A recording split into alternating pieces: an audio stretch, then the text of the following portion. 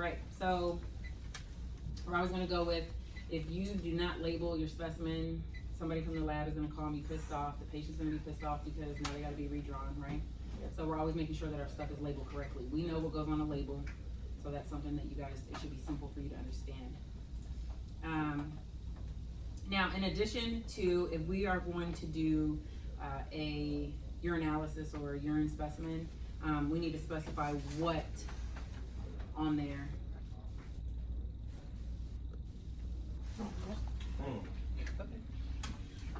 She must be all the questions. I am. It's the best way for y'all to remember. So we may need a specific instruction, specifically when it comes to a urinalysis, right? Because we can have two different types of urinalysis. We can have The drug one? so we can have we can just have, y'all are cracking me up. So we can have a clean catch or a dirty, right? Yeah. It depends on what we're testing for. So if you need a clean catch, you need to specify that. That means we don't want those extra skin cells. We don't want that first stream of pee come, right? All right, so if you have something especially specific for your analysis, depending on what type, you have to make sure you have that clean catch written on there. When we are putting our laboratory forms inside of our medical record, how do we file them? It's just one word. Starts with a C. Chronological. Perfect. You guys I can't did even it. say that word. Chronologically. All right, so you're just gonna put the next one right on top. Next one right on top. So that one doesn't have to confuse you, you know, just next on top. All right, there are two principal methods of obtaining blood specimens. What are the two types? Blood draw. Yeah, so we're gonna get blood one of two ways, right? So we're gonna do venipuncture. Anybody know the second one? Is it the capillary? Yeah, perfect, you did it. So capillary. Capillary, we normally are testing for what? Blood sugar? Yes, blood sugar. Cool. Babies are typically small, so we do capillary refills on their heel, right? Yep. All right. So everybody should know venipuncture. That's pretty much, we do it one time in A school and then we're like pros. So if there's a lot, the only thing you really need to remember when it comes to the universal precautions is that if there's such a large amount that we need to place it in the bio waste container. But we know that's probably gonna be like, oh shit, everybody and their mom is gonna be in there helping us clean it up. So yeah, otherwise we just throw it in the trash can, right? Right.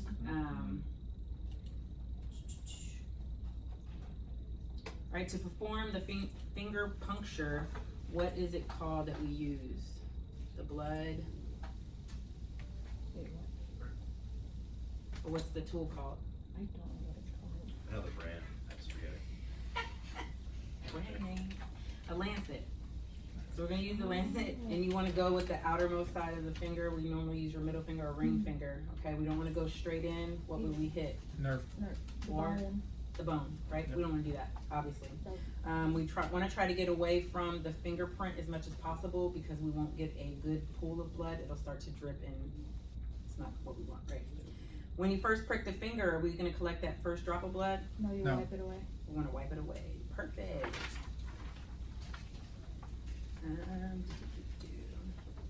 All right, if we are going with venipuncture, right? What's the one thing we do not want to draw from? The arm that has what? I know the arm. Like a BP cup. Or, We can use a BP cuff, but what else? If there's already something in that arm, They already have an IV. perfect. Why do we not want to do that? Other fluids. Perfect, yes. So the fluids from the IV bag can construe our blood sample. So we don't want to do it, okay? You wanna use the other arm if they already have the IV there. Obviously, if they don't have an IV yet, we wanna do our blood draw first, then place the IV. makes sense. All right, so choose another site. Never perform a venipuncture with the patient standing up. That should be like why would you do that? I don't know, but yeah, They'll like pass out. they're gonna pass out. Some of them pass out sitting down already, so it is what it is.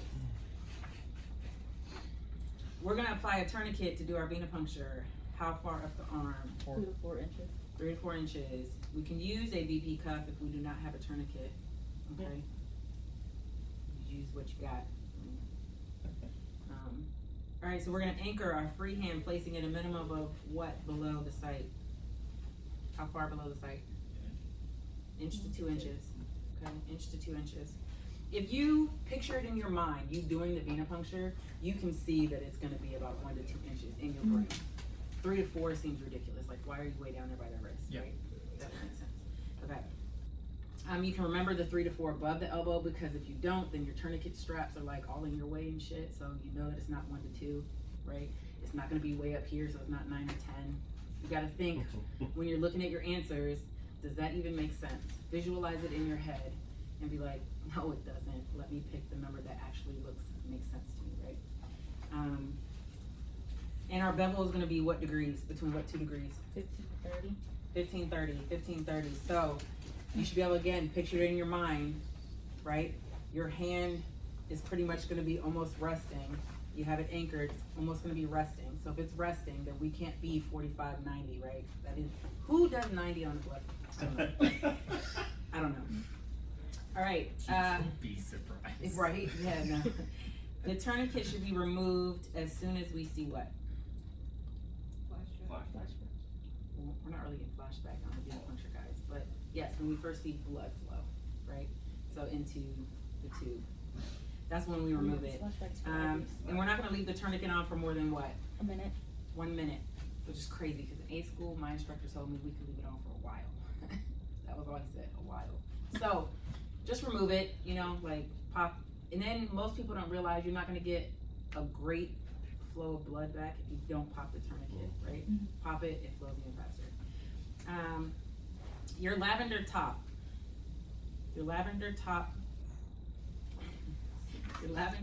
blood tube. Anybody have a guess on what it's used for? It's your CVC, right? CBC, your complete blood count. Yeah, lavender top. A red top is normally used for what? Pretty much everything else. Blood chemistry. So typically the two that you'll see are a lavender and a red top. Okay? Lavender, red top. You'll start to get into the other ones. The test doesn't really ask you those kind of questions, but like if you ever get a chance to stop by the lab, it is interesting to see the different types of serums they have in those tubes and what they use them for. And there's a specific order in what you have to draw them in, okay? So you cannot just pick up a random tube and draw it first. Sometimes you have to draw the lavender one first and then the tiger print one last, or there's a blue one that has to be exactly to the line, etc. It's pretty amazing what they use them for. All right, so on page 19, tech 10, if y'all get a chance to look in your requirement manual, there is like a little list. This didn't print very well, so it kind of tells you what the different tubes are. But I don't anticipate y'all seeing that on the test, because why would we know that, right? All right, so we're gonna move on to the microscope. There's the framework of the microscope. There's 4 parts to it. You know one of them? The microscope? I know one of them. Yeah. Arm, The arm. stage, Mm-hmm. The little plate thing. lens. No, I'm just gonna tell you. So arm stage, the mechanical stage, which is the movable piece, Right. and the base. Base. Right.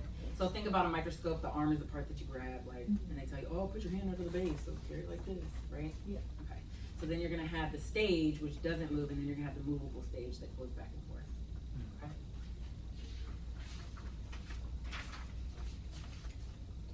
All right, the objective lenses. This part I normally see on the test, and I don't know why they think every one of us uses a microscope. We didn't use it in A school, I don't believe, so like, why are we? Anyway, so the objective lenses, you have a set of objectives, normally consist of a low power lens, which is magnified at what? 10 10. times. 10 times is the lowest. A high power lens, which is what? 40. 40. And then what's our last one at 100? Oil Oil immersion. immersion. Oil immersion. So you know that your oil has to be the highest. That's just how it's gonna work, right? And then you have 100. low, and your high power. So 10, 40, 100. All right, a complete blood count. What does that normally consist of? What do we have in our blood? Red blood cells, white blood cells, platelets. HTV. All right, so we're gonna do our red blood cells, our RBCs, right? We're gonna have white blood cells, We're gonna have a differential. You'll have hemoglobin and your hematocrit calculations, okay? So a complete blood count consists of 5 different little tests in there. Red blood cell count. A red cell count that drops below normal values may indicate what? Anemia. Anemia. So you think low RBCs, you're gonna be cold anemia, right? And a red cell count that rises above the normal value indicates what? Infection. No, that's white blood cells. If you have a lot of white blood cells, yeah. it's infection. What happens when you don't drink enough water? Dehydration. Dehydration. Alright? Oh. Our body is 90% water. Our blood needs more, you know? So when you have a high count of red blood cells, that means you need to drink some water. So dehydration. Okay. Alright, our hemoglobin determination. The primary function of hemoglobin is the delivery and release of oxygen to tissues and facilitate carbon dioxide excretion. So just remember, your hemoglobin releases oxygen. The normal values for hemoglobin determinations are, for women, what? 12 to 16. Perfect. 12 to 16. So men would be 14 to 18. 14 to 18. Perfect. The hematocrit or packed RBC volume. So the percentage of blood volume for women is 37 to 47. perfect. 37 to 47, which makes men 40 to 52. 42 to 52. So when you're looking at your exam, it's going to put both with both. So if you have two numbers that are the same, it's wrong. If you have the men's lower than the women's, that's wrong. That's how you kind of want to look at your answers. You don't necessarily have to remember the exact percentage, but you know that the men's is going to be higher. It's normally going to start with the same number the woman ends with, right? So 40, the men must start in the 40s. So that's how you kind of remember your number logic. All right, so total white blood count. Total white cells, your leukocytes. The normal white blood count values for an adult range from 4,800 to 10,800. I don't know if I've ever even seen that on the test. Yeah, so 4,800, 10,000. You know, you're just gonna need some type of white blood cells because they obviously fight off our infections, right? When the WBCs rise above normal value, we call that what? Leukocytosis. I wanna see. Yes, leukocytosis. And we consider that to be an infection of some type, right? Your body's fighting something.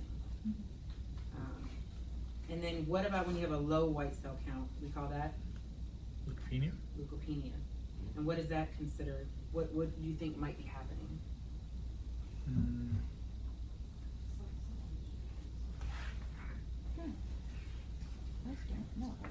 So we're gonna consider like your serious infections, right? Like leukopenia. Something could be like bacterial infections, measles, mumps, smallpox, something like that. Okay, they're gonna lower our white cell count.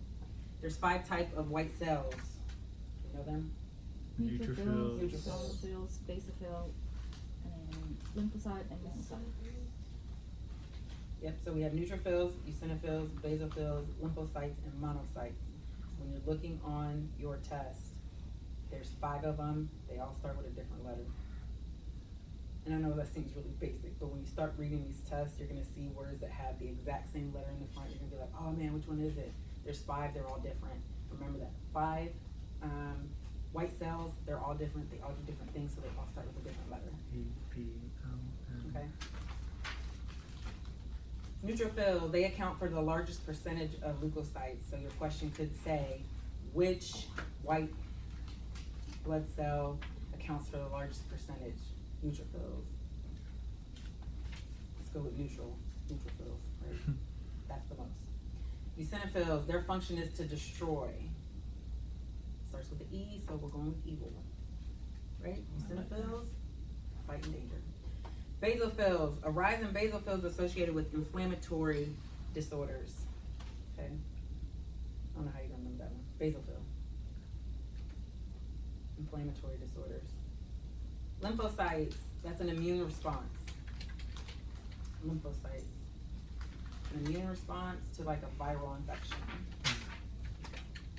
Monocytes, they control microbial and fungal infections. Think monocyte. Monocytes. You'll normally only see like maybe 1 probably have to keep looking for a while, find one. Hmm. So if it's in there, it's gonna fight something that's extreme, right? All right, we're looking at bacterial classifications. The 4 growth requirements for bacteria are going to be what? Temperature. Temperature. Hmm. Think about something that needs to grow. You can think about Humidity. moisture, Moisture. okay? Moisture. It requires host. Yep, nutrients, and we breathe it. Oxygen, yeah. All right, so if you think about it in the fact of, is anybody taking microbiology? No. Well, let's just think about this. Petri dishes, right? Mhm. They need to be kept in a nice moist place. The temperature has to be right. Yes. They need oxygen and they need something to feed on, right? So it's kind of like us as people. Mhm. We can't be in an area that's too damn dry. We definitely don't want to be soaked. We need some type of moisture. All right, so the temperatures that I have seen on the test requirements, so we're gonna call it the psychrophilic cold-loving bacteria that reproduces best at the lowest temperature. What's that temperature? 4 Celsius. 4 degrees Celsius. Okay. Mesophilic bacteria that reproduces best at body temperature, which is 35 degrees Celsius. They're the primary pathogens in man. And then thermophilic, that's obviously going to be the higher, right? Yep. Bacteria that reproduces at the best, highest temperature, 42 degrees. So the question on the test is going to say something like, which temperature grows something at 4 degrees Celsius? And then they'll give you these 3 and then a random name. So you just remember PMT, PMT, PMT. You'll know lowest, middle, high. It's PMT. I just say the psychophilic is crazy because it goes cold. Yeah, it's cold. Thermal is hot. That's true. Thermal. Yep. That's hot. And then mesophilic's in the middle. Normal. All right. Oxygen requirements. Aerobes. Is that how you say that? Are organisms that reproduce in the presence of oxygen. So then anaerobes. Right, that makes sense. So one is oxygen, one is not. All right. There are 3 structural characteristics of bacteria. Cocci, which are what? Spherical. Okay. Bacillus, bacilli, rod shaped, and then your spirilla, which are your spiral corkscrew shaped. They will ask about those, so try to remember exactly what they look like. Rod shapes. Okay, endotoxic.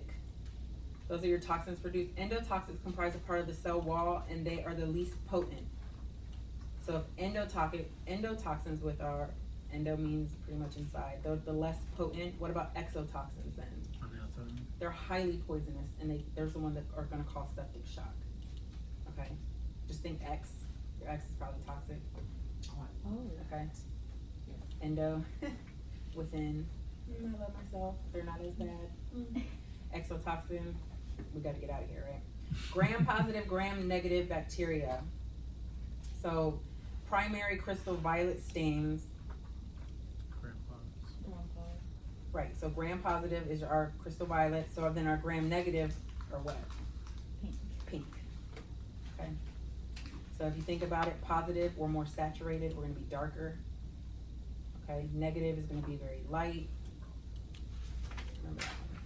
You normally see that one on the test. On page 19, Tech 20, you can look at this little box here, and it kind of gives you the shape, if it's negative or positive, what it will be, what type of infection it could possibly be. So then you can kind of see the difference between, like, strep throat is going to be cocci, and then bacilli will be like tetanus or botulism, or whooping cough, things like that. All right. What is your RPR? What does it test for? That was always on the Rapid test. plasma. Your RPR is the main one. Syphilis. Yes, syphilis. I don't know why they highlight that one so much. Like, know what your Every RPR and test. syphilis is. It's Every very test. important to know how syphilis. RPR, every test, RPR, syphilis. That's always the answer. Okay, so your rapid plasma regime. We're testing for syphilis. Somebody had a bad experience, now we have to live with it. Right. On every test. Okay, fungi. These are spores that germinate into long filaments called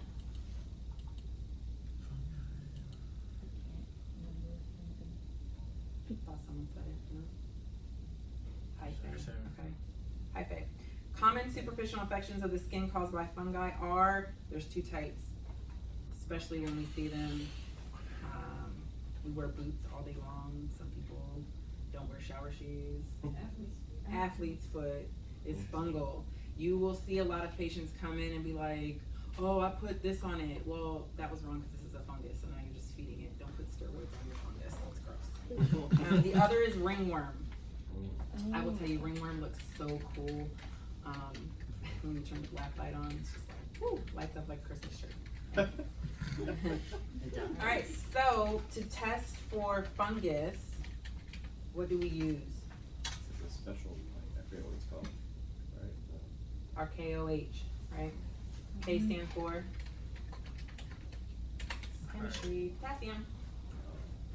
I don't know why potassium starts with a K, but there we are. So KOH. KOH is your fungus. That one's typically on the test. So KOH fungus. KOH fungus. All right, so there are 3 types of urine specimens. We have the one that we do on the urinalysis, which is random. Yeah, random. Oh, I woke up today and now I gotta pee. Random. We have first morning and 24 hour. Okay, random, first morning, 24 hour. The normal daily urine volume for adults range from 1,500. 600 to 2,000. Yep, 600 to 2,000. If you have red or red-brown urine, what is present? Blood. Blood, yes. Yellow or brown? Bile. Okay.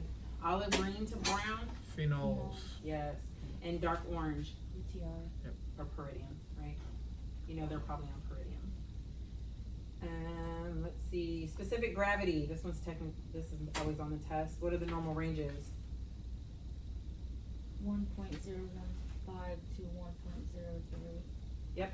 So y'all have to remember because it's very specific, and they will ask you, and then we'll try to trip you up by just a couple numbers. So remember your specific gravity when it comes to urine.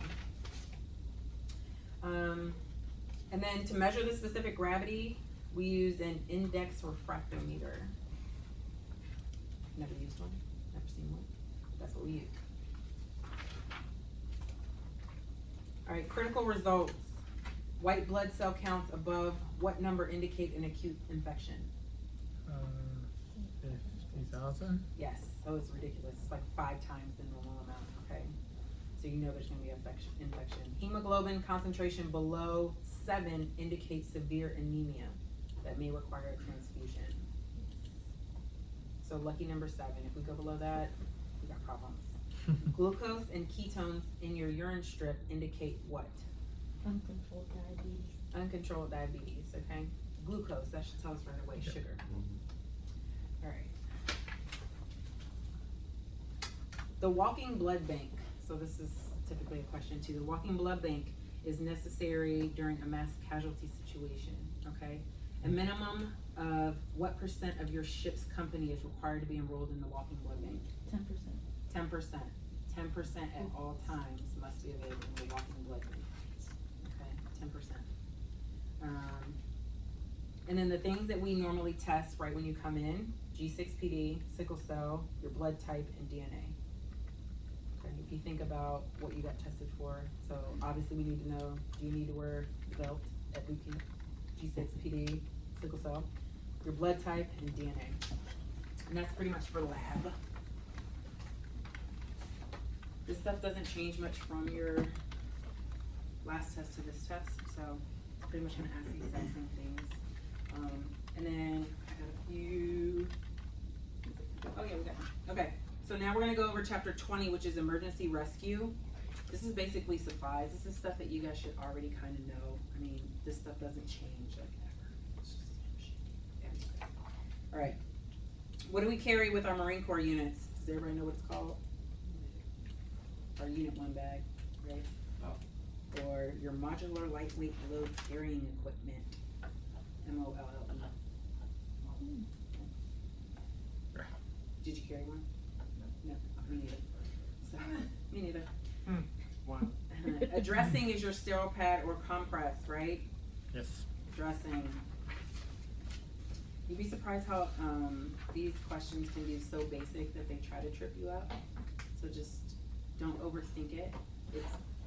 The information will always be the information. And then they're not there to try and trip you up. They're there to say, hey, I do know my information. So go with what you know. All right, so should an emergency arise when sterile dressing is not available? I had this one on every test.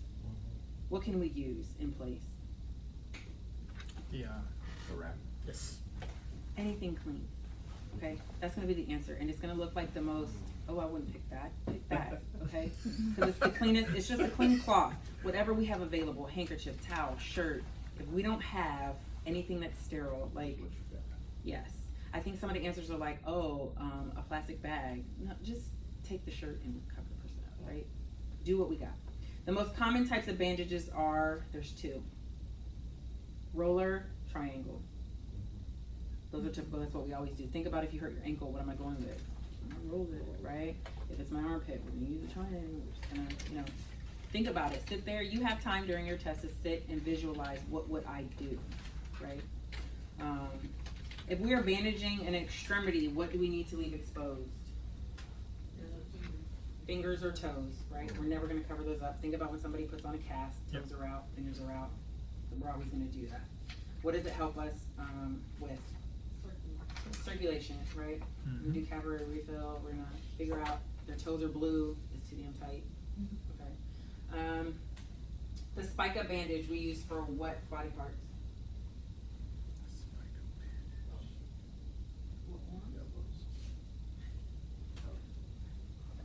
Oh, like the junctions. Head, shoulders, knees, no. So your hips and your shoulders, okay? Hips and shoulders.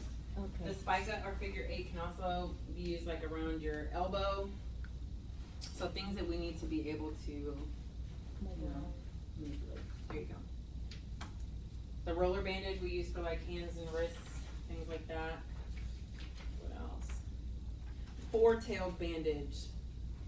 Those are going to be used for like protruding objects, right? Things that we need to make sure are in place and we need to kind of go around it. So it'll have like 4 tails over top of it, if that makes sense. Do you get that? Tie that around, okay? The Barton bandage. This is like my favorite studying. As soon as I saw it on the test, I was like, oh man, Barton bandage. The jaw. Okay. Well, I always thought he looked ridiculous, like, oh man, like wrap it around their jaw. Just look crazy to me. All right, Barton bandage, we're going with the jaw.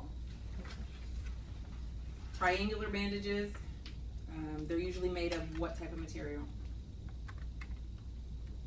Cloth. Muslin. Okay, muslin. It feels kind of weird. It's not exactly like thick like cotton. It's muslin, obviously, so it's not as thick. It's just kind of. It's weird. It is weird. Okay, so anybody have kids?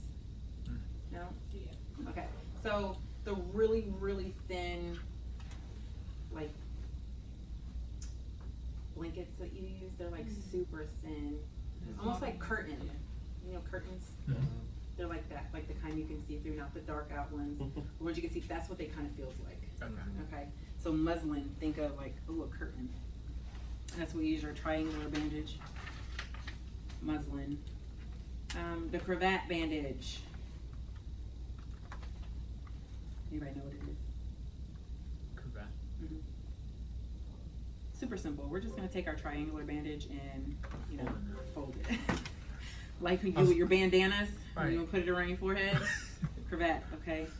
That's all you do, you just kind of fold it up. We're gonna use it like that. It helps apply pressure, especially if you're gonna use, you can use something underneath it, tie it really tight. She also used first. You can use the cravat for like the axilla underneath, so you're just gonna tie it up and then figure out how to, if you had something poking up underneath there. Everyone knows what a tourniquet is. Do we know the combat application tourniquet, or the CAT? Asherman chest seal. What do we use that for? Treatment of Bleeding, chest, open. Pneumothorax. Pneumothorax or a tension pneumothorax, okay? Trying to prevent the tension pneumothorax from happening. All right, the pulse oximeter acceptable range is what to what? 96, depending on like elevation. too, 95 to 100. Some people can get down to 90 and still be okay, but 95 to 100. It's pretty much like an A, right? You don't want an A. 95 to 100. All right, there are two types of fluids used for intravenous drips. Lactated ringers and normal saline. Close enough. Crystalloids and colloids, but yes. Normal saline, lactated ringers. What's the difference? Normal saline is like it's basically like water. Right. And lactated ringers like It's a volume thing. think of it kind of like Gatorade, electrolyte Right. replenishment. There's more. Yeah. Okay, so normally we'll use normal saline. Okay, now if we have a person who has major trauma, surgery, or burn victim, we're going to use lactated ringers to try to push all the fluid back through, right? And you know what hetastarch is? Yep. It's a plasma expander. Which I Okay. use in the field.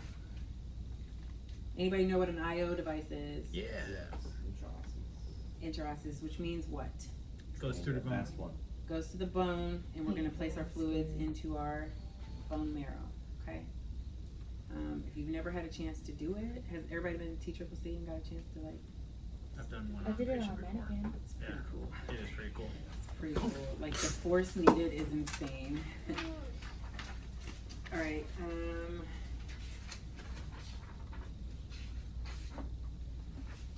Over to 20 Tech 18, artificial airways. We have the oropharyngeal and the nasopharyngeal. So proper sizing. Oropharyngeal, we're measuring what to what? Right. To the lobe of the ear. Okay. Yep. So that makes sense. Oral, we're starting at the mouth, measuring to the ear. So nasal would be correct on the side that you're going to place it. Yep. Which would make sense, right? Because we're going to do the opposite. That doesn't make sense. Selecting the correct size. Perfect.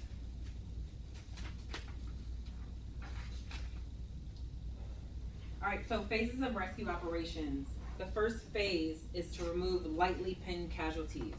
So I think this was the worst part of the test for me every single time, was like that triage. Like, I just didn't know who to save no matter what. I was just like, I don't even know. Like, everybody is just not gonna make it today.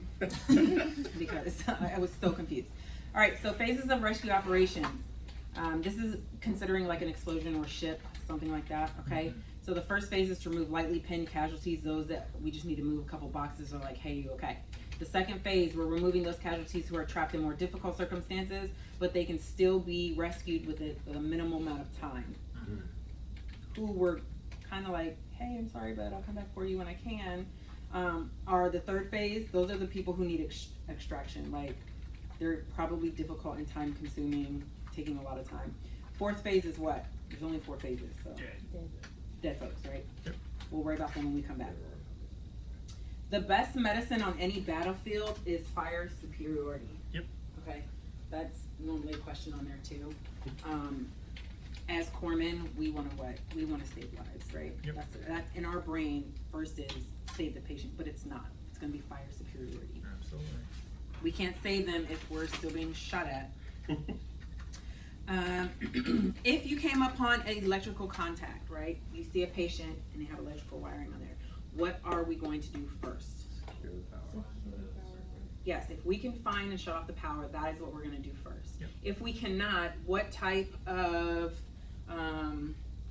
object are we going to look for to try to push them away? Something non-conductive. Correct. So we're definitely not going to use metal, right? We're going to try to find something wooden and dry. We don't want to end up with them. Okay. When we're moving our casualty, we always go feet first. Perfect. Feet first. Feet first. Feet first. I always say your patient kind of wants to see where they're going. Have you ever went backwards on a roller coaster? It's Yes. terrifying. So let's just be honest. Especially if you're in a dangerous situation and there's like so much going on, the last thing you want to do is like send them on a backwards roller coaster, right? Okay. The Stokes stretcher, that is our most commonly used ship-to-ship transfers, up to 400 pounds. What about the Kendrick extriction device? So those are minor neck, back injuries. That's our KED. The Miller board, everybody knows what a Miller board is, Yep. right? That's up to 250 pounds. So to ask you which one carries the best, we're gonna go to Stokes. The Reeve sleeve. I always think when you see Reeve sleeve, it's probably so wrong to say, I shouldn't say it. But we can think about Christopher Reeves. You guys know who that is, right? Yeah. Original Superman. Oh, okay. It's the OG Superman. CJ, do you know who Christopher Reeves is? I didn't know his name, Right? Okay. but Well- I have seen original Superman. Okay, Superman. Everybody knows what happened to Superman? He got bucked off a horse and then he was paralyzed. Yep. He was a quadriplegic. Yep. So Reeve sleeve, right? Okay. We need to save him. He has major neck, back trauma. So it's gonna protect you in that case. Reeves. I'm so sorry I showed my age. Crazy. Isn't there also a question like which one to use for like navigating through shipboard? Yes. Isn't the Reeve sleeve The the Reeve one? sleeve, so the Reeve sleeve is like if there is like serious stuff and like I know he's down there and I'm like, hey man, like, are you okay? And he's like, I can't feel my legs or whatever. The Reeve sleeve is gonna be the best one because it's really gonna hold him tight and you're able to like pull him up through almost anything, okay?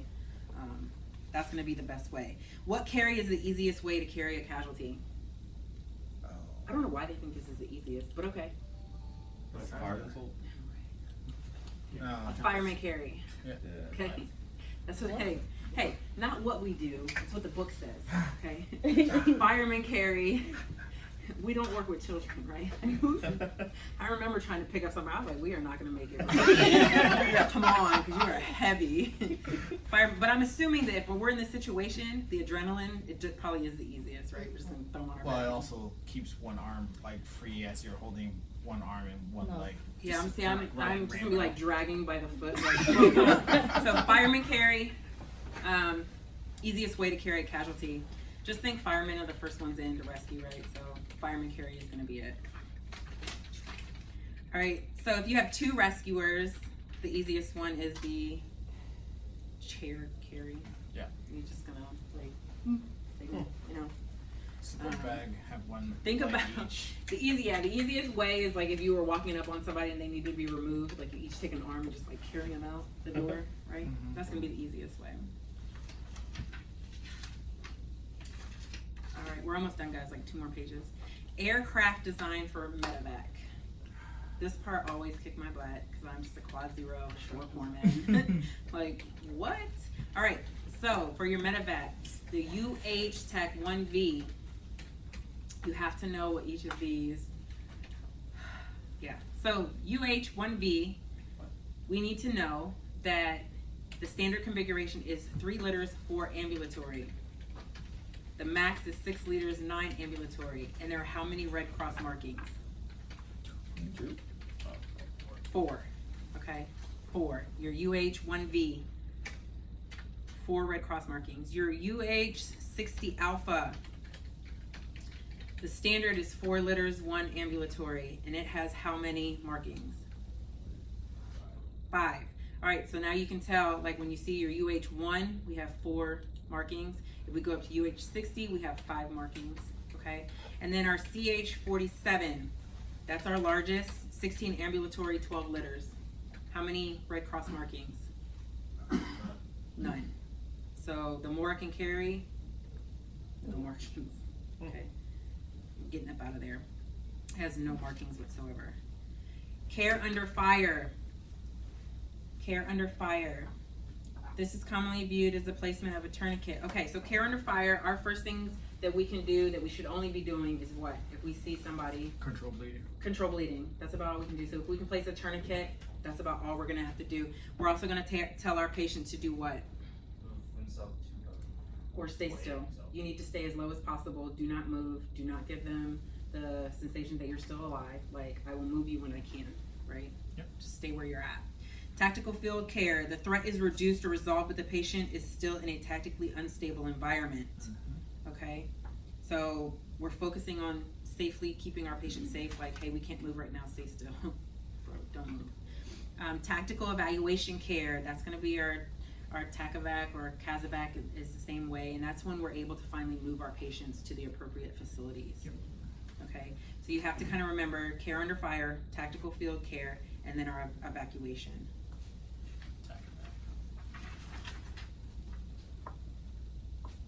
Ooh, I always got this wrong until I took TCCC.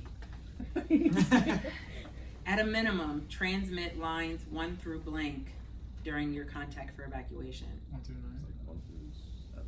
At the minimum, it's 1 through 5. Oh. Yeah. I always pick 6 through 9. I didn't know. I had no clue what 9 line even was. I was so confused until I was like, oh, that makes sense now. Okay, so you have 9 line. 1 through 5 is a bare minimum of what they need in order to find you, okay?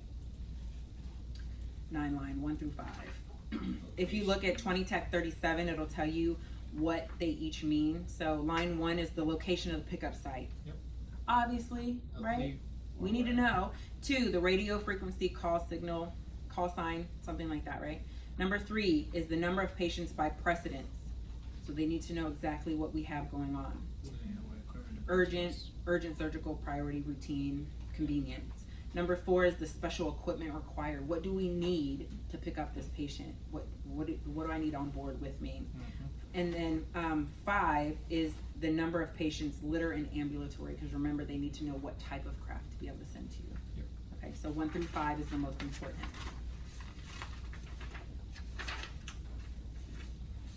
Okay, so if we have a helicopter coming in, right, to now pick up, we didn't give them our 1 through 5. Now, during the day, what are we identifying the land site with? Smoke, and probably a signal man, right? Come on in, right here. Now at nighttime, we obviously aren't going to be really using smoke and the signal man. What are we going to use? A what? Strobe, like a strobe light? Flares? An inverted Y composed of 4 lights. I don't make the rules, guys.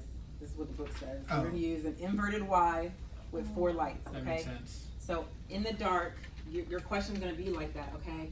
At night, you have a helicopter coming. The 4 answers are going to be a Y, an inverted Y. It'll be like a V or an inverted V. Those are going to be your questions. It's going to be an inverted Y. Okay, inverted Y. Think about when you're on an airplane and you're coming down to land at the airport. You ever looked out the, you know what I mean? So it's going to tell you come right on in, right? Okay. Inverted Y in the dark. It's like identifying your parking space. Yeah. So they know.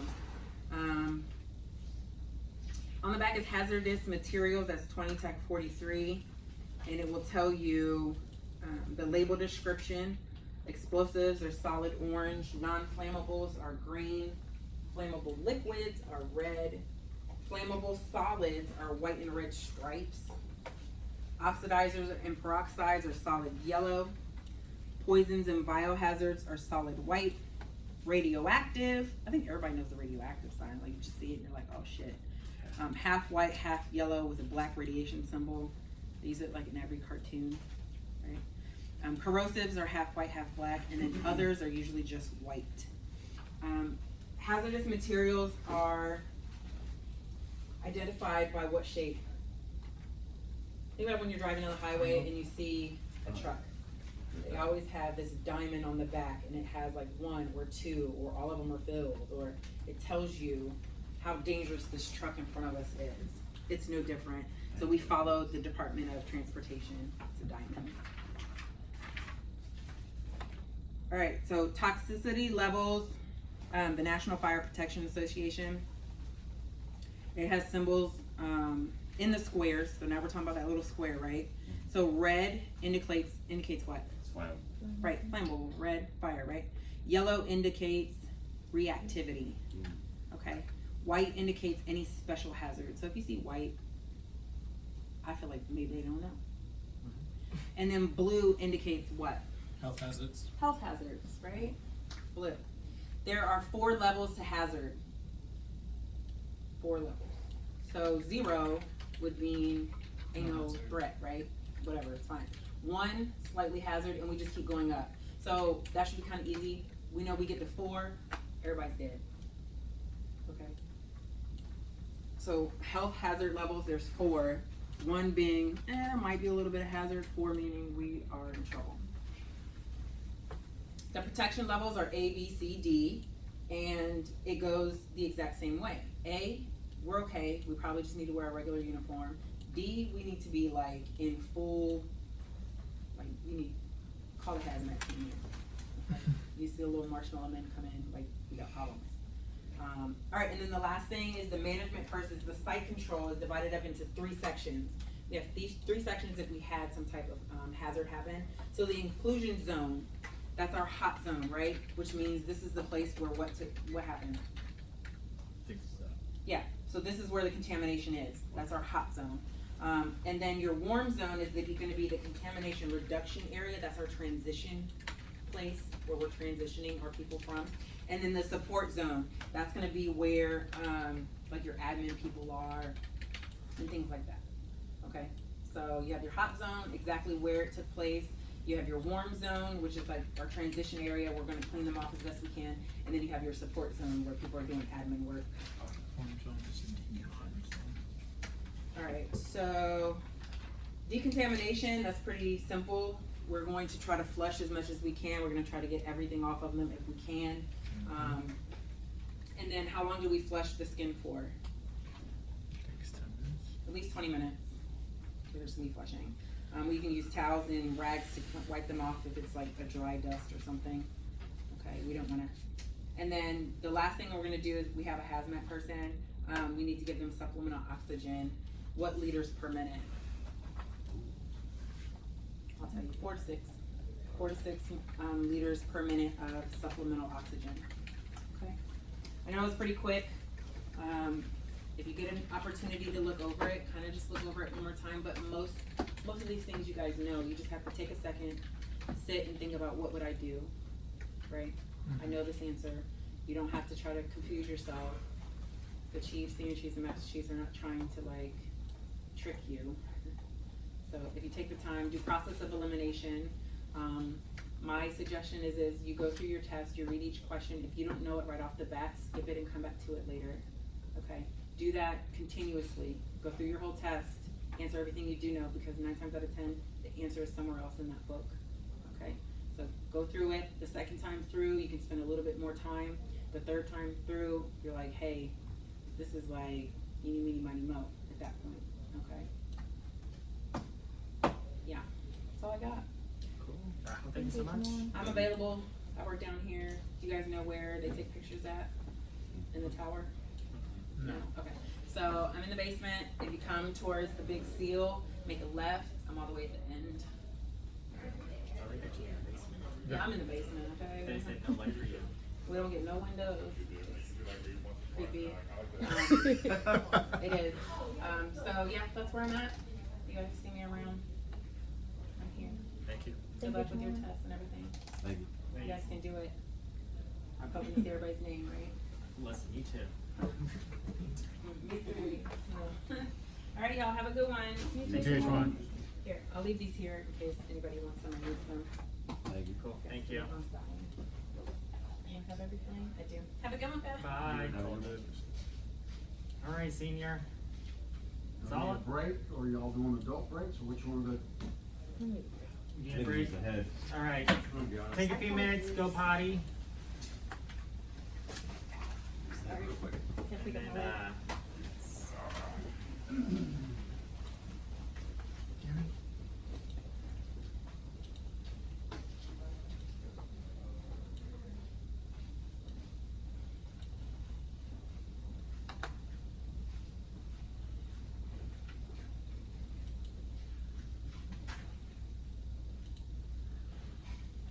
I had the manual up and I was trying to like catch up with her as she was like Yeah, speeding she through everything. had a lot of stuff, like good stuff highlighted too. What kind of good stuff? Mhm. I can't believe today's Thursday. Right? Well, I guess when I get ready to go on call, the week prior goes really fast and it just makes me super sad. So I go on call next week. How was the procedure yesterday? Oh, it was so fun. What did y'all have to do? So I don't think you were in here. I was explaining this morning. So so when somebody has like a heart attack or clogged arteries, essentially the layman's term is we will go in, we'll break up whatever's clogging it, re-expand it with this balloon and a stent, and then we'll place this little like spring-looking structure inside of an artery in your heart to keep it open and so the blood flows through. There are occurrences in certain patient population where you get instant restenosis, which means that even though we placed that stent and opened that vessel back up, you still had calcium and plaque build up around that stent again, so it causes the vessel we fixed to close back off and restrict blood flow. So what we ended up doing yesterday is because the patient had already had a 5-vessel coronary artery bypass graft, it's not recommended to go back in and do it like a redo cabbage essentially. So we took a laser, like a small laser, put it where the calcium redeveloped on the stent we placed, and we pretty much lasered through the calcium and broke it up to where we could fit like the coronary wire and balloon and stuff through, and just pretty much reopen the whole vessel to make flow happen again. Nice. It was a good time. It sounded like a needle gun. If you don't know what that sounds like, I will gladly share with you. I will gladly share with you what a needle gun sounds like. Like I said, it haunts my dreams. But it's the first time we've used the laser here, so needed to be there because you don't get opportunities like that. Like there are other like ways we can like do certain things, but it's not necessarily like indicated. So you have to kind of like weigh your options of what you want to do. So in this case, we opted to use a lovely laser to break up some plaque. Really weird. Yeah. It was a good time. Showed them the 4-tail bandage that she was talking about. Oh yeah, it's used to keep things in place because you don't remove things. These are my weakest part according Lab. to my profile sheet. It's Lab sad. is, I don't understand why there's such a usually like a really big emphasis on lab. On like I feel like there's some exams where there's a good portion of questions that are very lab heavy when especially comes when like the different bacteria shapes, the bacilla and cocci, like They're all the of same like thing every time, and I'm like, those why are can't I very get it? hard like for me to remember, and I feel like there's been a lot of tests that had those specifically on it. Your centers like, why is this so on here? Yep. Those and the AMOL ADOLs. Those. Oh my yeah. god, the amount of emails and fails on that last test. I mean, you must do pretty well. You only missed it by like what 4? Something like that. That's where you need your ditties, something to let you get going. Alright, so, everybody, approaching data overload yet, or you still on absorb? Where we at? A little bit in between. In between? Alright, so, yesterday, I talked kind of from a mnemonics and visualization and linking type process. Today I'll do a more traditional, if I was taking the test, what would I kind of focus on, okay? Alright, so we're gonna go over, though there's multiple sections, you really are only limited to 2, and these 2 sections come into play here, so there's gonna be some commonalities. But because it's the float, safety and occupational health standards, some of it may be different than what you do if you're the department or service safety rep here, okay? There's gonna be things that may assimilate well, and you're like, oh, I've done something like that before, okay? Alright, so, we got the ticket, thank you, sir. Alright, so these are, so what you need to know, so this is like yesterday, what you need to know is these 2 chapters out of that 1 instruction, okay? The first one is just talking about assessments and surveillance and assist visits and things like that, but in general, the concept to pull from it is you're just learning how the Navy expects us as the employer to protect the employees, okay?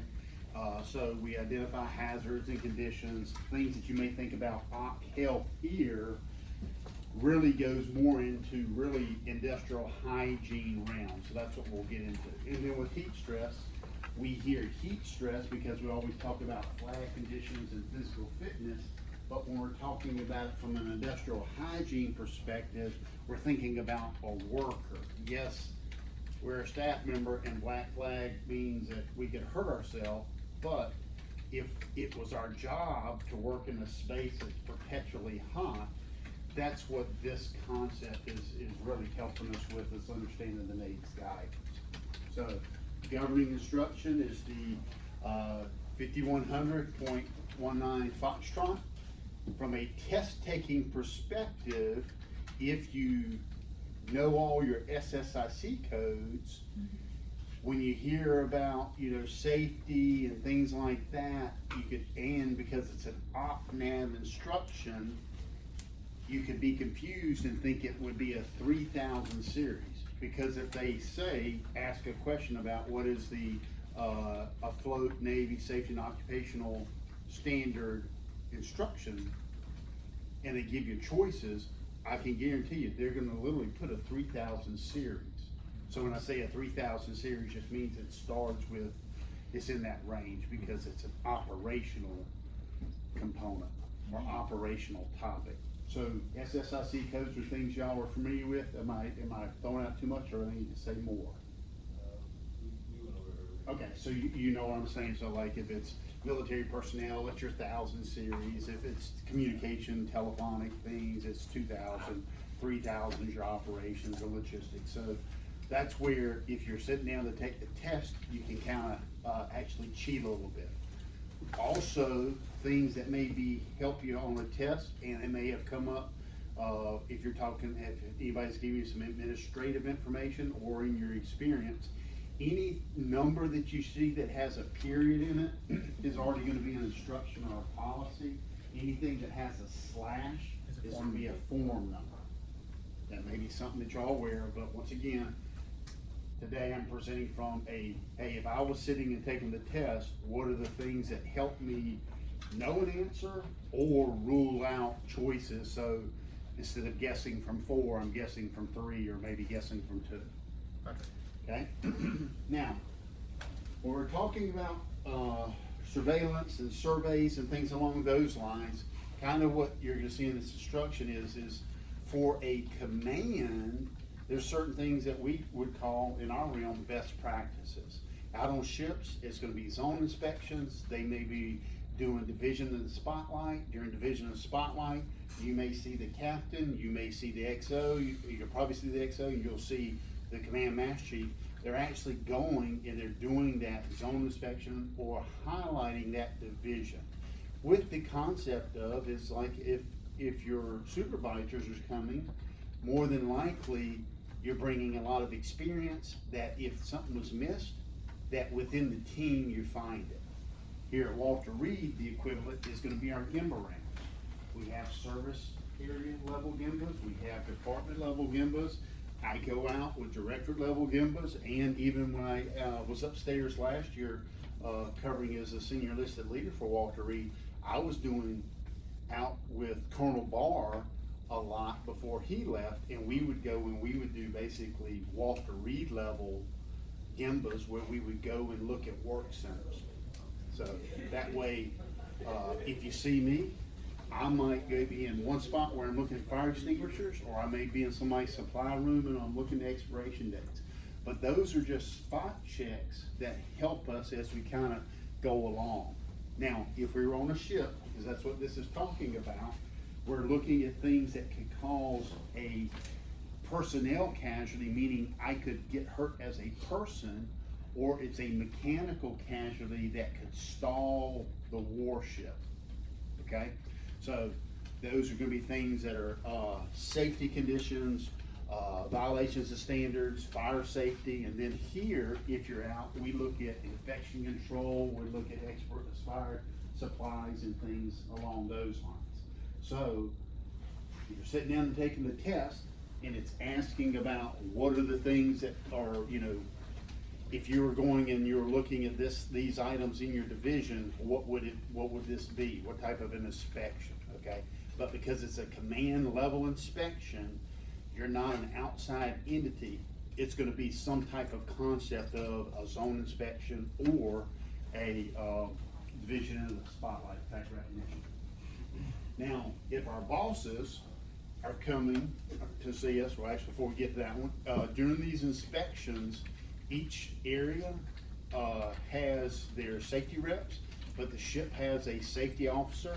So anytime you see anything about administrative items, 2 years is gonna be how long you maintain them as a record. In healthcare, we use 5 years a whole lot. So if you're answering it as a corpsman, you're probably gonna mark the wrong answer. Answer it as an administrator, saying, okay, this is an administrative tracking report, these are space inspections, so it's only gonna be 2 years. Now, not the local inspections, but our bosses are gonna be what we call ISICs. Have y'all heard the term ISIC before? No. Immediate superior in command. So, at NMRTC, our ISIC is Naval Medical Forces Atlantic, meaning for Captain Mabuna, who's Captain Mabuna's boss, okay? If you are touching evaluations and you're mailing them off, when you see a summary letter, the summary letter actually puts the ISIC on there. So you have the command, because sometimes ships, they may be out. So if they're not in port, maybe something is sent to the ISIC back in the days when we really didn't have as much electronic correspondence. Things were more delayed, but that's kind of the structure. We're kind of letting the big Navy know, well, this is our boss, like on evals, and we also put their boss, okay? But from the regional level, you have the Navy Safety Center, and what they do is what they call AOSAs. So they're coming out and they're doing assessments. They prefer to do it when the ship is underway, because they want to see the operational tempo of what could happen, right? If this room was on a ship and we were in port, it's probably not rocking, it's not moving around or anything like that. But if we're underway, we've got a stove for sea, because all of these chairs can roll. So they're on that side of the room right now, but if I'm doing something in the ship list, all of a sudden they could all roll towards me, and that could cause an injury. So that is why they prefer to do it that way. Now, can they come more or do it pier side? They can, but as far as ideally and test wise, I would focus on what's the preferred, okay? Newly commissioned ships, they should get that inspection within 9 to 12 months after being commissioned. And this also includes submarines, because we're talking about afloat and underway. If, with your larger submarines, they have 2 crews. You've probably heard of blue and gold teams or blue and gold crews. You may see it in the movies. But what happens is they'll go out and they stay hidden for months. Then when they come back and they do their crew changeover, another identical, basically, you know, you got the same number of engineers, same number of corpsmen, same number of operational specialists that then come on to the sub, okay? So these inspections, if you're inspecting a 2-crew sub, they want to do that inspection at a changeover, okay? What that's doing is they may phrase a question where they're trying to see, do you understand that concept that it's the USS Underway, but the USS Underway, because it's a sub, has 2 independent crews, so that way they can cycle through. All right, then that way, since their job, especially as a big boomer with the nukes, their job is to stay hidden. So when they come back, they do things like we do. Relias, hey, get caught up on your Relias, get caught up on this, get caught up on that, okay? as well as other things that we do for our family. But basically what happens is when they come in, they will have a in-brief, and when they do that in-brief, they tell the CO what they're gonna be doing and inspecting. The CO welcomes them and the crew and introduces them to their points of contact. Then when they finish, they do what's called an out-brief. That's where, hey, thank you for having us. Overall, the inspection went well. We'll have the results to you within 30 days. But when they do that out-brief, the boss's boss, who is the ISIC safety officer, should be there, okay? So they may put a list of people of who is encouraged to be at the out-brief. And they may put some trick things. They may put the XO. So you're like, well, I think the XO would probably go there. But because it's about safety and occupational health, they're making sure that the boss's bosses hear any significant findings, okay? And then, once they get the formal report, the CO then has the 30 days to show, what's my plan of action to correct this? These chairs that roll when we get underway, we've ordered extra strapping so that way we can batten those down. All right. Another aspect is industrial hygiene. We're such a big facility, you may or may not interact a whole lot with industrial hygiene. But if you're at a smaller command or underway, you have a whole lot of interactions. Because especially if you've been with the Marines and you've been on the MLG side, you've got all your forklift operators, you got your ammo drivers, you got all of these things that are roles that for us as corpsmen, we see and support. But when you're on a ship, they also have forklifts that drive around and they're moving engines from one area to another. They're moving food supplies, they're moving ammo. So industrial hygiene, they are the ones who are professionally trained. They're not occupational health, they're industrial hygiene. They are trained, they're considerate of the individual, but they're really looking at the work center. So if I came in here, I can see you as a person, but I'm contemplating that all the construction noise that used to be outside these windows, probably not those, but the other ones, but you know what I'm saying? With all the building of the new facilities, I'm paying attention to that because though I see you as a human, I'm thinking of, well, if we're the employer and we're immersing you in this space, do I need to give you hearing protection? And if I am gonna put you in this space, I need to do a baseline audiogram, because when you leave in 3 years, I also wanna see if there's been any significant shift. So they're looking for radiation, ionizing radiation type exposure. So X-ray spaces. If you're on ships, especially that support aircraft, they have X-rays to be able to X-ray small components of the aircraft.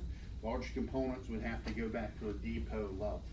But those are the things that industrial hygiene is looking at. You probably would have some questions, and the word industrial hygiene may come up.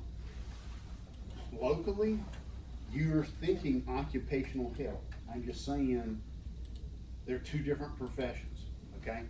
Now, when they go through, there are different types of inspections and so forth that they do, and as an industrial hygiene officer, they routinely do walkthroughs because a ship is a floating industrial warehouse. Stacks of fuel that were stored on the port side on Monday, by Wednesday, because they had to move aircraft around, they may have had moved things to another area. So they're looking to see, is this safe, is this stowed properly, does the aircraft have tie downs being used properly, do people going into spaces have proper equipment to protect their airway, do they have the ability to, if there's, to test for any type of trace gases, they do the gas testing, so then that way if they need to ventilate a space before they send people in. So, testable things that I would be attentive to are, you have two words. One is quantitative and the other is qualitative. So quantity or quantitative is basically seeing, I walked into this room and there is, 70 gallons of some hazardous material, okay? That's qualitative or quantitative because I'm saying the amount. Qualitative is, what do I do to protect people from going over and drinking that with a straw, right? Do I put it behind a fence? Do I paint a yellow line on the floor to say, do not pass this line, otherwise you're being exposed to ionizing radiation? Do I post something on the outside of the door? Do I put some type of monitor, okay? So, they can play with that, not because it's a trick question, they're just seeing if you can discriminate between those two concepts. So quantity is how much of the bad stuff is there. Quality is what are you doing to be administratively or physically protected, kind of like operational risk management. Can you just post a sign or do you need to put a gate up? Can you tell people to stay out or you need to make sure they stay out?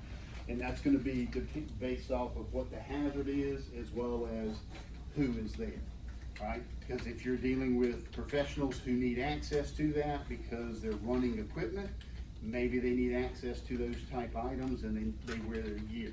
But if you're next door to an elementary school, maybe you gotta put fences up because you've got people that could just wander. So, you have different types of surveys that your industrial hygiene professionals do. That could be test questions. They could ask you something to discriminate out between maybe a baseline or a periodic survey. So those are two concepts. So in general, when there's a new ship, within 6 months, they're getting, of being commissioned, they're getting a baseline industrial hygiene survey. Meaning they're going from stem to stern and they're looking to see what are the hazards within this space. Noise, heat, ionizing radiation, ammunition handling, equipment movement. They're just looking at the things that may come into play. When I was in Iwakuni, my industrial hygienist, they supported 26 different screenings or exams for the range of staff members that were on that base, okay? Now, after the baseline, the periodic is something that's done at least every 3 years. It can be done sooner, so depending on inspection tempo or op tempo, especially for ships going out on cycle, they may need to get something done before they leave because they'll be out in the mid or something along those lines. But with those surveys, okay? All right, the safety officer, that's gonna be a member of the command, but as a test question, the safety officer assists the medical department representative with these surveillances. So, like I said, in Iwakuni, we had about 26 different ones, and depending on what it was, some of them were fairly straightforward, others had to get, they had like 5 extra exams or blood draws they had to get done. They were around ionizing radiation, they had to basically not only do questionnaires, they did the blood work, and then some of them would then have to follow up for another because they're setting the baseline results. It's a very complicated program to manage. So I respected what they did, but as far as being able to run the program, I'm like, oh man, that's impressive, all right? They are responsible for being able to give a completion ratio, which the completion ratio is just a traditional average, meaning that if I have 20 people that need audiology exams because they work in a loud space, I have another 20 people that are ammo drivers, I've got another 20 people that are forklift drivers, I've got another 40 firefighters, I can have a base population of 100 people I'm tracking, okay? So then, of the ones that are current with their screening surveillance, maybe it's only 50 of them. So 50 divided by 100, I'm only at 50%. So it's just a straight average of how many have you done, how many you're current on, and then how many are you responsible for, because you have that many people that are hired. So when you're in heavy hiring cycles, your industrial hygienists are very busy with supporting that hiring process. Because, especially when we have civilians, because we do have civilians on some ships at different times, but we also have civilians in work areas.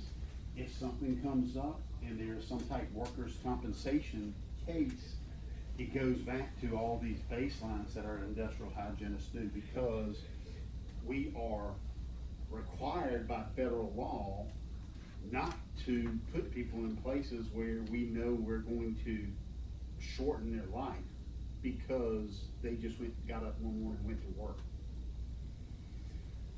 All right, speaking of authorities, so within the Navy, you got your safety officer on the ship, but we have state and federal, you've heard of OSHA, right? Yep. That's like the federal level, but you do have these inspectors. Here, we are on a federal base. Maryland does not have jurisdiction on this base for like law enforcement. Very similar, there's a jurisdiction difference. So if there is a federal OSHA type inspector, they're more than likely to be granted permission to do whatever they need to do with us because they're a federal authority. But state level authorities are not granted access to, especially ships, because they are sovereign U.S. property. So it's a federal asset, not a state level asset. But if there's things that are going on, especially with the nuclear powered ships or facilities, that request for inspections got to go up to the CNO, because that can have something to do with national security. So that would be something that could be easily tested.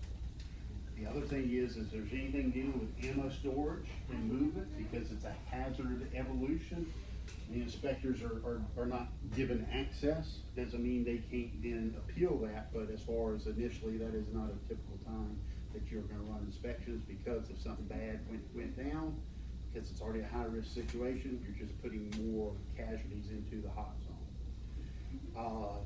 No photographs. So if an inspector is there and they're looking at, they got granted access to a machinery space, they're taking pictures, they could then try to include that in a report that's public knowledge. Freedom of Information Act could then release it. So if you see anything about pictures, just realize the inspectors can't do it, but a Navy photographer can, and then it'll go into the normal classification process, okay? Meaning, it could be not classified, right? But then you've got your, secret and top secret, depending on what level of damage it could cause to the nation if that was given out to our known enemies or unknown enemies. But initially, until it's classified, it does need to be held as confidential, therefore it's not free for public release. All right, so that's gonna be kind of your first section, because you have two sections that are on there. The second one is gonna be very similar to what we do as healthcare when we think about all of our heat stress dynamics. But the things that on the test I think are gonna be very important or are testable when you start digesting through. And as I was telling you yesterday, you're responsible, so as you're reviewing that section, you may see something where, oh, I think this could be a question, and you could, all right? Because I'm already gonna be biased. I may read something and think, oh, everybody already knows that, so even if it was a test question, you would guess well for your age, okay? But please realize these are things I think could come up, but ships, as any other workspace, they must not expose personnel to excessive heat and stress, and must work to minimize that threat. That is what is tasked upon the commanding officers, because they are responsible. Now, if we're in situations where we're fighting fires, we're saving the ship, you've got some type of chemical hazmat cleaning process going on, where we're wearing so many extra layers, these concepts really don't necessarily apply there. we are attentive to them, because when you start putting on body armor, you know, you all of a sudden realize that you've got to, in your mind to think that person's gonna be 10, like they're in an environment that was 10 to 15 degrees warm, okay? But when we talk about heat stress, as far as testable items, it's not just temperature, okay? It's made up of multiple components to include workload and an individual's health condition. Because if I have a circulatory issue, then I may not be at the depth of cooling my body as someone that is of equal age who doesn't have that going on. Then, as far as how do we monitor or how do we test, there are multiple tests, but a dry bulb test is basically where you're shielding from wind, but you're just taking a raw air temperature, all right? You got your wet bulb where you're trying to determine what the humidity is and how quick evaporation, because evaporation is what allows us to cool as we have sweat on our skin and if the air's moving across it. And then your global temperature is gonna be, you know, kind of like if you pulled out your phone app, what you're looking at. But because those are different temperatures, we do have our consolidated wet bulb glow test, all right, or technically on the test, they'll use the name wet bulb glow temperature meter. But with your wet bulb glow test, it gives you out the reading of your calculation of what the body is being exposed to. There are more sophisticated systems, so that's where the automated heat stress system comes into play. And these are things that ships and subs have to have available so they can monitor the critical spaces. But the terms I've got highlighted, so once you get the slide decks or however those are being shared for y'all as students, those are things that if they don't make sense to you, read a little bit more, study a little bit more. All right, temperature information, okay? So your readings coming out of the wet bulb glow test are then compared to what's called the physiological heat index exposure limits. So your PHELs is basically a algorithm. So it can be calculated off of different work environments as well as the type of space you're in. Meaning, right now, are you really working at a hard pace?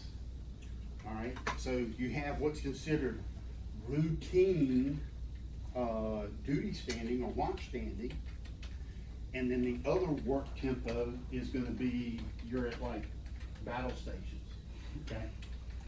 Then, when they're making those comparisons, because physiologically that makes a big difference for me, then they compare that to different work areas. An air-conditioned radar room is a different work area than the flight deck.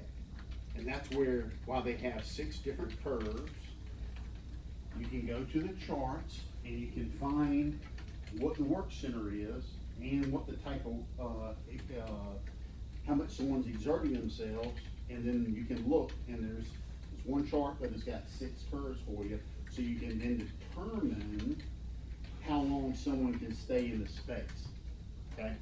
These temperatures are either automatically or manually collected every 4 hours, and they're gonna be in spaces like I have listed above. You may not even have to write them down, because when you see them, you're like, yeah, that makes sense. The flight deck, hot engines, and you're exposed to the weather. Scullery, confined space, exposed to high temperature moist air. Laundry, same thing. Machinery spaces, same thing. Steam catapult, space is hot because they've got to have the steam going there, okay? So in those areas, they're getting a temperature check done every 4 hours, and if it's out of the ranges that are expected, they may have to go back and do a recalculation, because they need to determine how long someone can stay in that space. The temperature logs are just an annual. Once again, don't get caught up in what you do medically Because we keep our temperature logs here because they're a medical legal document that could come into play, all right? But they're maintained for a year.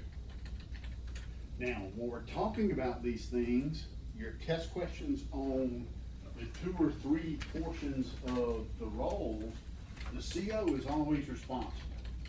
It might be somebody else's role to do the job, but if you see any question that says who's responsible for X, Y, or Z, it's gonna always be the CO.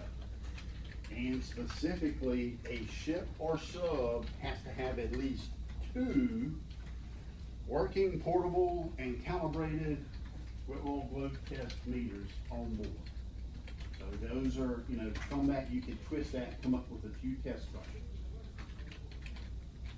The safety officer is responsible to make sure the program's evaluated annually.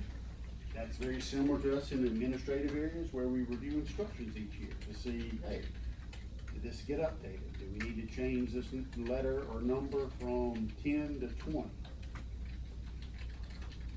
For us, the medical department representative, we report heat stress. It's a reportable event, and though that's a shift in the operational setting, those are things because you can have one unit that's got, a very challenging new commanding officer who's gonna show that we can walk 30 miles every day for 7 days straight. Medical making reports can bring attention where others might not because they think you're gonna get in trouble for good order and discipline. Then you have a range of other professionals. You have the chain, who's the chief engineering officer of the chain. You have your reactor officer, the supply officer because of the hot spaces in warehousing. You got your air boss who deals with is responsible for all things that fly in support of them. And your department heads, they're ensure they're not bulbs, that bulbs are installed and maintained throughout their spaces that are coded for a heat stress potential, going back to the sculleries and the other things that come into play. The individual supervisor, the DIVO, or here what we would call the service chiefs, is just their jobs to make sure that they're not putting their staff members in a situation for longer than they're authorized to do or is healthy. There can be variables where though it says you can stay in there for 2 hours, if you've been doing it for a week straight, people are not gonna be as resilient. They may not be resting as well, they may not be as hydrated, and these are things that the DIVO is that immediate set of eyes that if it's going bad, they are by tasking responsible for it. And then for us, as the individual personnel, there's things where getting rest and other things come into play. But unless you're under a doctor's guidance, we should not be taking salt tablets because we think it's gonna help us do better in the heat. When my father was playing high school football, they literally would have jars of salt tablets on the sideline. So when you hear water break, hey, go take 1 salt tablet and drink water, okay? You don't really see that done much more, but that we learned. But those are things that were done, and if you see an older movie, that's what they were doing, because salt makes you retain water. So therefore, the concept is the salt's helping keep the moisture in your body. And though you can get dehydrated, the concept was, well, you can go hyponatremic. So if you already have salts that you're taking in versus eating a natural, snack or something like that, that's kind of where those concepts are. Because even during my career, we got where people were pounding the water so much, they were going hyponatremic. They were just pushing everything out, okay? So, as well as limiting caffeinated drinks because caffeine's a natural diuretic, so you're whizzing everything out. All right. Now, other things that can exacerbate heat is if you're in an environment that's running a generator. You've got some type of combustion going on, and because of that, it's going to affect you, just like if you're out cutting grass, right? And you got an old lawnmower and you're smelling the fumes, you're like, man, I may be done with grass, but I'm wasted. So some of the signs and symptoms to pay attention to are eyes watering, difficulty breathing, numbness in the fingers, toes, nose, or a sensation of feeling intoxicated, even though they haven't been drinking. And the reason this is going on is as those fumes go in, your body is trying to off-gas them, okay? So the only way you can off-gas is through your skin or through your lungs. So if you're respiring as much as you can, your body's trying to get those substances as close as they can to your skin. So now you're, in theory, you're losing heat, but because everything is so dilated, it's your circulation that is actually making you less efficient at keeping yourself at a moderate temperature, okay? So that's why that's important. And if somebody's, just like if you were using an old lawnmower, you're like, man, this thing's trash, I've got a headache. Getting away from the lawnmower and getting fresh air is your immediate first aid for those situations. And if the signs and symptoms continue, they may just, get put on high flow O2 or something like that, but then they need to get them seen. Okay? So, of the items that are kind of test question buildable, because when we send people down to build that, these are the things where you could build 4 or 5 good questions out of there that are in the question bank. So they can populate onto your test. Okay? All right. So we talked about 2 concepts within occupational safety and health. All right. So we really want to realize all your questions are not by what we do here at Walter Reed, because of OCHIL, you want to have more of the industrial hygiene where, okay, I represent the employer, and what's this work center or what's the playing board that I'm about to put this person into, okay? So, questions on those? Not very long, so those